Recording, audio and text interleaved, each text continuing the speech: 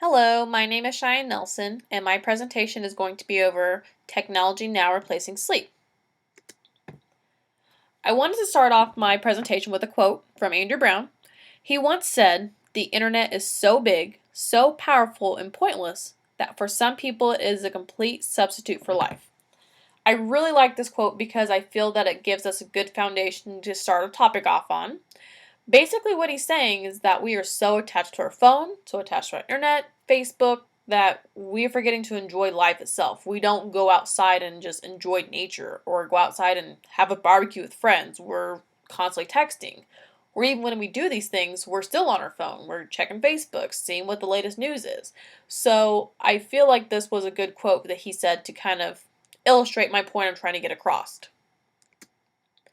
So, a little introduction. Society has started to adopt some poor sleeping habits that are kind of inhibiting our sleep. Then I want to look at technology. Is it leading to wellness or wellness? And then I kind of look at society. We are pretty much the city that never sleeps anymore. So let's look at our sleep habits. Poor sleep habits are leading to poor sleep. So essentially, we have different habits such as watching TV in bed, texting on the phone while in bed, staying up late, waking up really early. All of these things are inhabiting our sleep and causing us to have all these sleep disorders. Then we turn to remedies to fix these or cope with these habits, and that could be things such as alcohol, over the counter sleep aids, or eating a lot before we go to sleep so we have a full stomach. But in the long term, using sleep aids, using alcohol are really damaging to our health. Using these different coping methods for long periods of time can actually interrupt our natural sleep cycle, which leads to further issues down the road. Now we look at technology and sleep. Technology, is it really leading to wellness or wellness? So society has this idea that we need to be healthy and fit. We need to go out and get all these different fitness trackers and fitness calculators to be healthy. But really, is all this extra exposure to technology helping us or hurting us? When we're exposed to so much technology on a daily basis, we can't fall asleep at night. If we're laying in bed trying to log all our calories for the day on our fitness tracker, then we are inhibiting our natural sleep cycle and we can't develop the melatonin to fall asleep. So we think that this technology is helping us become more fit, more active, but really in the long run, it's kind of hurting us. Then finally, throughout this presentation, we're going to take a look at the side effects of sleep deprivation. So essentially, we've become the society that never sleeps. We are going 90 miles an hour all the time, and we really don't stop to rest and recoup. But sleep deprivation actually affects our body in more ways than we think. If we take a look at the dimensions of wellness, there's the social aspect, there's the mental aspect, there's the physical aspect. So when we look at all these different areas, we actually realize how much sleep affects us. So socially, communication with others is altered when lacking sleep because we're kind of grumpy or we're being a poor listener. Mentally, poor sleep results in poor mental performance, so we can't really operate at top peak performance. We are kind of groggy and kind of just slugging around. Physically, when the body doesn't get enough rest, the body tends to be more susceptible to infections or health issues. So we can't go to work because we're sick and we have the flu because we haven't been sleeping and getting enough rest so our body can recoup. So our poor sleep habits, the influence of technology, and our dimensions of wellness all play into the main issue that we're going to discuss in this presentation. So let's take a look at the main issue. Statistically, it is shown that individuals who are exposed to higher amounts of technology on a daily basis are shown to have poor sleep habits, or they are also shown to develop major health issues such as like depression or anxiety. There was actually a study conducted on 4,100 young adults between the age of 20 and 24, and that study revealed that intensive use of cell phones and computers can actually be linked to the increase of stress, sleep disorders, and depressive symptoms in young adults. So this is an issue. If we're not sleeping, and then on top of not sleeping, we're developing all these health issues, there's really a problem that's arising here between our use of technology and our life. So let's look at the 5 W's: the who, what, when, where, why. So who is ultimately affected? Well, anyone aged from adolescent to adults. So basically, we're all affected. This includes like parents, teachers, employers, or employees. So, what exactly is technology doing to our sleep habits? Essentially, technological devices cause hyperarousal, which interferes with our healthy sleep initiation. So, when we're using all these devices before we fall asleep, it's basically keeping us energized, keeping us awake. We think, oh, I'm going to play on my cell phone for a little bit to help me, drift off to sleep, when really it's just continuously keeping you awake, if not making you more awake and more alert. When are the effects noticed? So we notice these effects before bedtime, when we can't actually fall asleep, or during the night when we actually aren't sleeping and we're awake and tossing and turning. Then we notice it during the day because we're poorly functioning and we have poor motor skills and we're just kind of groggy and tired. So, where do we see the side effects? Well, we see the side effects in overall brain function. We can't think about anything, we're just kind of foggy headed. During casual conversation, we're kind of grumpy or moody, or we can't listen, or people tell us things, and 5 seconds later, we're trying to forget. Also, work performance. When you're at work and you're tired, you're probably not going to operate your peak performance. A lot of things are going to slip past you. You might make more errors. If you're in the construction environment, it might cause a fatality because you're not paying attention. So it can become very serious.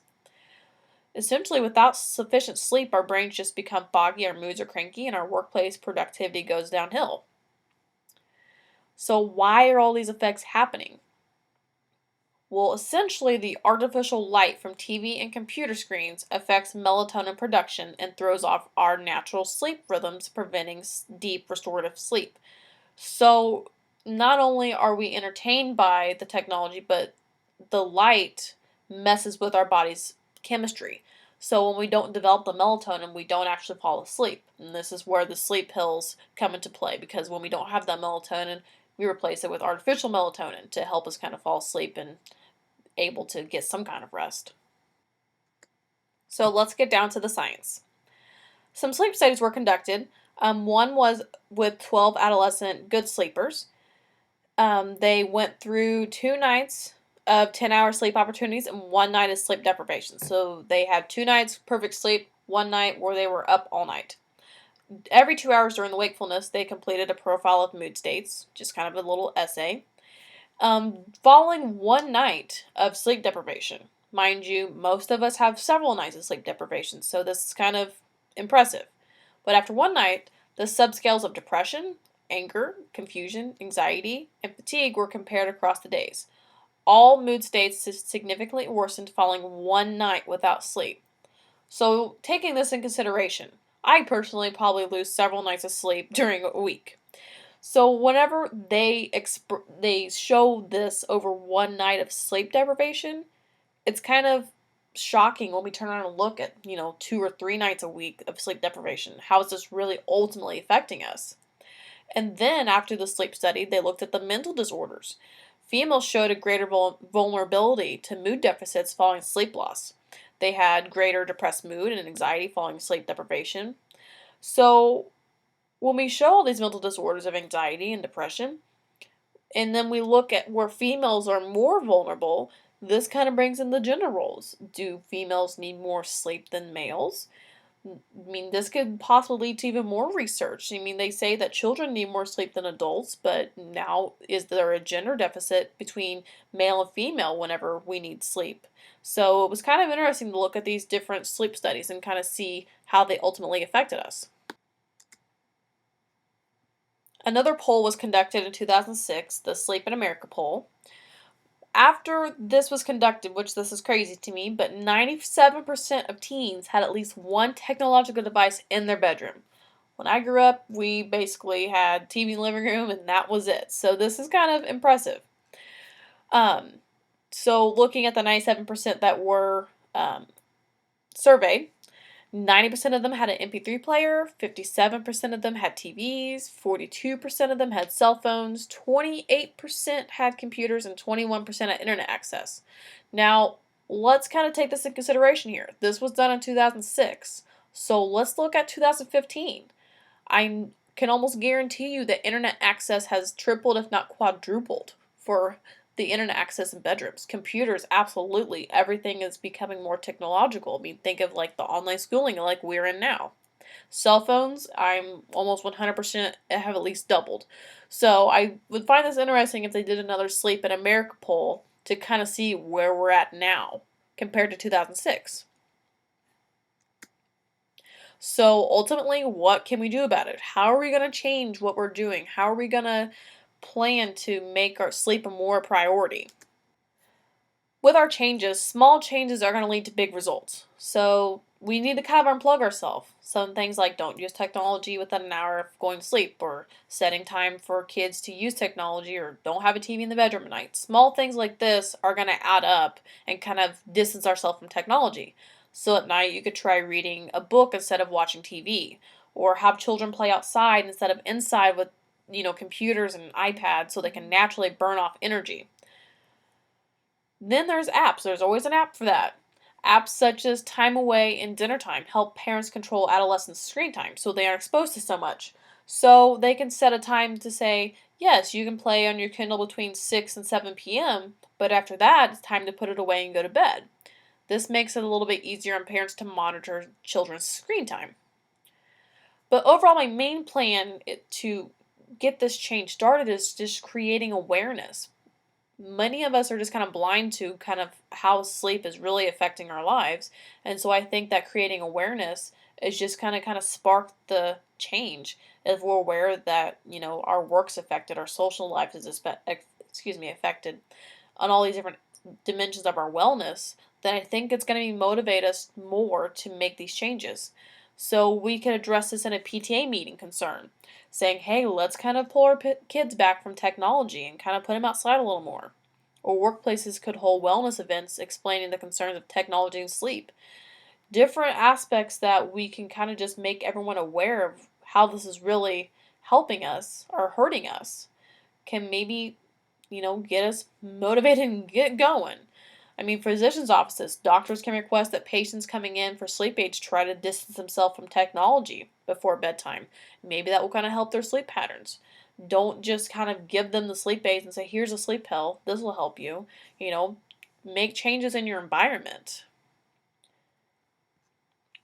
So I want to close on this quote that kind of sums up my plan for making this change. Viktor Frankl once said, when we are no longer able to change the situation, we are challenged to change ourselves. So again, whenever we can't really fix anything in society, we're going to have to change ourselves. We're going to have to make the small changes to help, better ourselves, to help our wellness, to gain more sleep. All these small changes are going to add up to where we're going to become better functioning and more healthy and develop a better overall wellness and version of ourselves. Listed are the references that are used in this presentation. Thank you all for listening, and have a great afternoon.